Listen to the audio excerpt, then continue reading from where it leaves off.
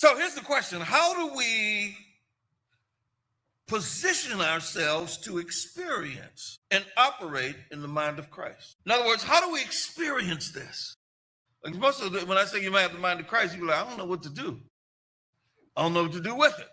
It's kind of like somebody gave you some tools and you had them, and the tools had the ability to do all that needs to be done. However, you weren't experiencing that because you didn't know how to utilize the tools. Then let us be focused on learning and developing our skill set in the mind of Christ. Here's the reference that we are leaning on. 1 Corinthians chapter number 2, verse 14 says this.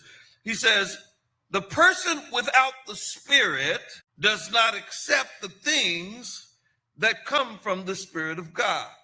In other words, one of the things that you've been given when you got saved is a spirit, not your spirit, which we learned was contaminated, but the Spirit of God that helps you understand God's language that is different from ours. He says, but if you don't have the Spirit, then you consider God's information, direction, instruction, ways, processes, you consider them foolishness. And it says, and you cannot understand them because they're discerned only through the Spirit. Now it says they cannot understand them. For us, some of us will not understand them. There's a difference. You know, it's like two people are in school. Two people are trying to learn something. One guy's in school where he's learning stuff and he has being access to the stuff, and the other guy's in the streets where he never get to school.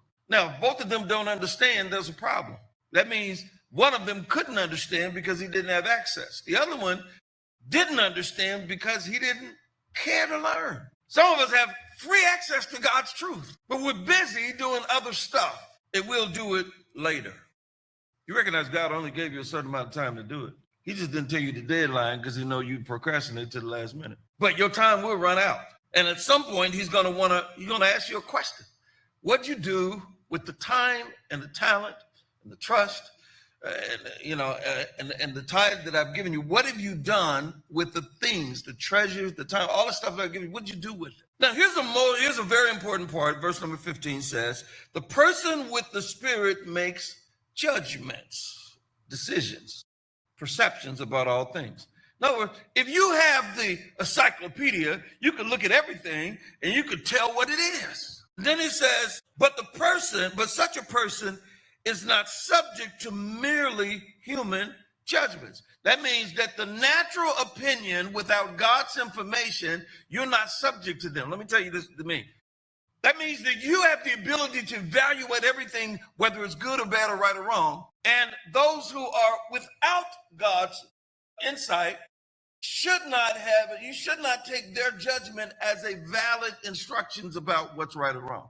That means the person without the answer, that means the doctor told you that this is what you need to do, and the podcaster told you that this is what you need to do. He said the podcaster has no degree, no study, no background, no residency, no nothing, and who you gonna believe? Somebody came up and said, if you really want to get the flies off your dog, and you want to keep messing with your dog, then what you got to do is you get to shampoo him in vinegar. I ain't shampooing my dog. You talking about the same vinegar that I use to attract bugs, those fruit flies to come into that's what you want me to do? You want me to put that on my dog? But everybody's believing the podcaster because he's a podcaster. And the veterinarian will tell you, if you do that, you will bring your dog into massive misery because every rodent out there is going to be attracted to him. But some of us do the same thing. People will come and they will tell you about their experience on the podcast, and they will tell you, girl, don't do that. And many of us who have the mind of Christ, willing to obey the mind of making judgments about what we do without the mind of Christ. So when he makes that statement, that's what he's talking about. You're not subject to merely human judgments because they're all opinions. Then he says, for who has known the mind of the Lord so as to instruct him? Who can give instructions to God? Who can correct God? That's what he's saying. So if God's giving you the right answer, who can come along and say, no, God, not right? Who can correct God? He says, but we have the mind of Christ, all right?